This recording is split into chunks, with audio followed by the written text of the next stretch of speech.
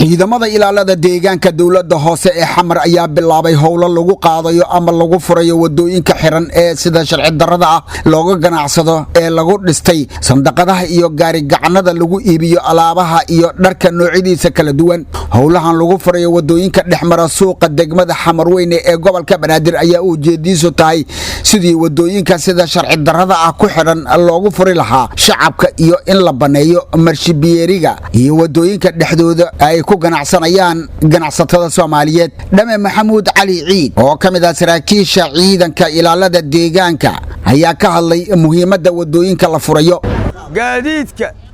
iyo shacabka cid meesha dalka waa kulli waa naftay u keeneen annaguna waa ku dhibtoonay. hadda waxaan ku soconnaa waxa la yiraahdo marshabeediga inaan banayno oo danta guuda waa meeshii dadku mari lahaa qofku mari lahaa laamiga kaas warkiisba ma jiro waa laqnay laamiga waa kaas waa dhamayna warkiis marshabeediyalka noo haray inaan banayno si dadku u maro dadka dan guud weeye qofku ma laha. taliyaha ciidanka ilaalada deegaanka ee degmada Xamarweyne ee gobolka Banaadir ahna ku xigeenka qaybta bartamaha gaashaanla dhexe Cabdulqaadir Maxamed Cali ayaa ka warbixiyay dhibaatooyinka ay kala kulmaan bulshada Soomaaliyeed ciriiriga ka jira suuqyada wuxuuna baaq u diray ganacsatada in ay ka waatoobaan ku ganacsiga wadooyinka dhexmara suuqyada. howlgal aan ka bilowna maanta oo iyo shalay iyo daraadba in aan baneyno wadooyinka isla markaasna aan ka ilaalino kuwa macduurka ee dhibaatada ku qabay marshabiyeedyaasha kuwa dhibka ku qabay taagta daran leh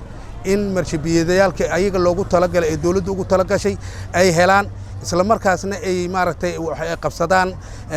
laamiyadii kuwa aan caqli saliima aan wadan ee doonaya inay laamiga bartankiisa jiingad xun ka dhax dhistaan amba doqosh ay ka dhax dhisaan